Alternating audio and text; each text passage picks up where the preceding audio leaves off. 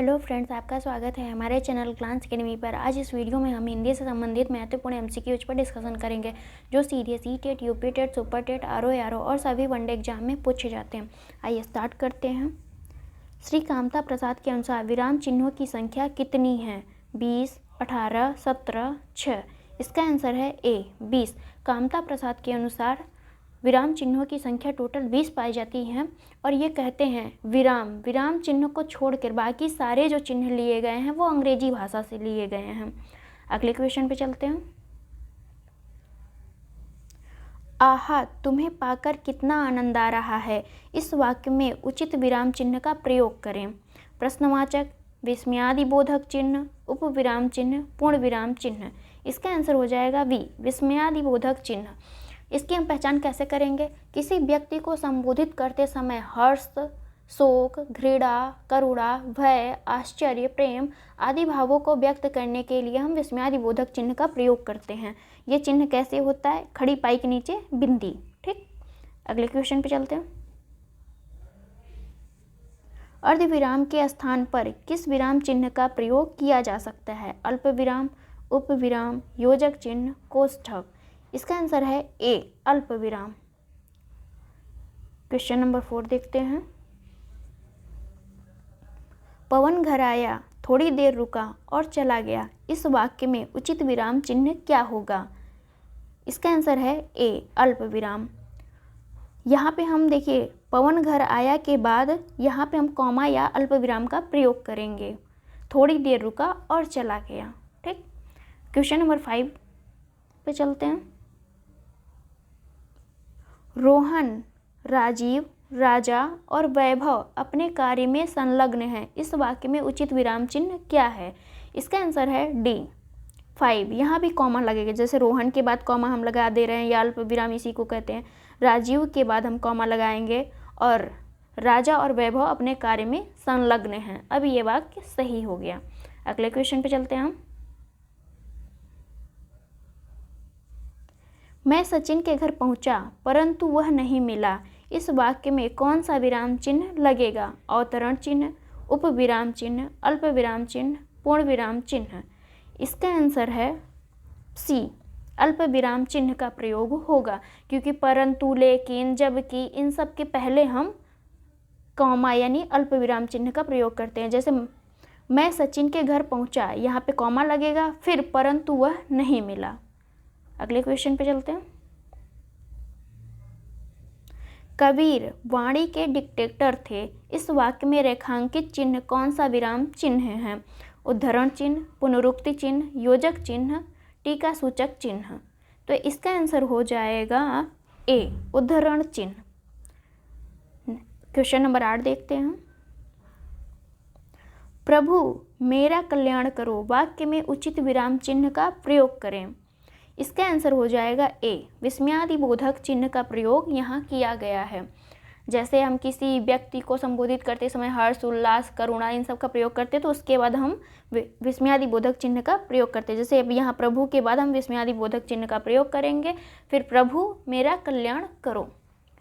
Question number 9 देखते हैं हम। तुम कब आओगे? इस वाक्य में किस विराम चिन्ह का प्रयोग किया गया है? पूर्ण विराम, प्रश्नवाचक चिन्ह, उपविराम, कोष्ठक। इसका आंसर हो जाएगा बी प्रश्नवाचक चिन्ह। तुम कब आओगे ये पूछा जा रहा है क्वेश्चन फॉर्म में। कब जो है प्रश्नवाचक चिन्ह है, इसको हम ऐसे करते हैं, कहीं भी ऐसे भी होता है। अगले क्वेश्चन पे चलते हैं। योजक चिन्ह को किस अन्य नाम से जानते हैं? सामासिक चिन्ह, कोष्ठक चिन्ह, अवतरण चिन्ह, इनमें से कोई नहीं। इसका आंसर है ए सामासिक चिन्ह। योजक चिन्ह को हम सामासिक चिन्ह भी कहते हैं। जैसे लाभ, हानि, लाभ लिख रहे हैं, इसके बाद हम ऐसे लगाते हैं योजक चिन्ह, फिर लिखते हैं हानि, तो ये हमारा जो है योजक चिन्ह है। क्वेश्चन नंबर 11 देखते हैं। शोक व्यक्त करने के लिए किस चिन्ह का प्रयोग करते हैं? अल्प विराम, विवरण चिन्ह, विस्मयादिबोधक चिन्ह, निर्देशक चिन्ह। तो इसका आंसर हो जाएगा विस्मयादिबोधक चिन्ह। Question number 12। विवरण चिन्ह को पहचाने। विवरण चिन्ह इसमें से कौन सा होता है? अब हम इसके बारे में थोड़ा सा बता देते हैं। किसी पद की व्याख्या करने या किसी के बारे में विस्तार करने से बताने, सूचना, निर्देश आदि देने के लिए विवरण चिन्ह का प्रयोग किया जाता है। जैसे हम बताते हैं वनों से निम्नलिखित लाभ है, वनों से हमें निम्नलिखित लाभ है, या फिर जैसे के बाद जब हम ये वाला विराम चिन्ह का प्रयोग करते हैं तो इसे हम विवरण चिन्ह कहते हैं। तो इसलिए इसका आंसर हो जाएगा बी। 12 का आंसर हो जाएगा बी। क्वेश्चन नंबर 13 देखते हैं। ऐसे दो वाक्यों के बीच जिनका भाव एक दूसरे में निहित हो किस विराम चिन्ह का प्रयोग करते हैं? तो इसका आंसर हो जाएगा बी, अल्प विराम। क्वेश्चन नंबर 14 देखते हैं। तुल्यता सूचक चिन्ह को पहचाने, तुल्यता सूचक चिन्ह को पहचाने। तुल्यता सूचक चिन्ह किसी शब्द का अर्थ दिखाने के लिए इस शब्द या चिन्ह का प्रयोग किया जाता है। जैसे हम मान लेते हैं धरा, एग्जाम्पल ले रहे हैं, धरा इक्वल टू पृथ्वी। ठीक, धरा मीन्स पृथ्वी भी होती है। इस चिन्ह का जो प्रयोग होता है वो तुल्यता सूचक चिन्ह ये कहा जाता है। ठीक, इसलिए इसका आंसर हो जाएगा डी। Question number 15। हंस पद किस विराम का एक और नाम है? लोप विराम, अल्प विराम, पूर्ण विराम, त्रुटि विराम। तो इसका आंसर हो जाएगा डी, त्रुटि विराम। त्रुटि विराम में मान लीजिए हम लिख रहे हैं कि मान लीजिए एक सेंटेंस हम बना रहे हैं, जैसे अवधारणा देनी होती है और फिर विद्या। ठीक, तो यहाँ पे एक अगर कुछ भी हमारा छूट जाता है तो हम उसको ऐसे करके लिख देते हैं, उसे हम हंस पद या त्रुटि विराम भी कहते हैं।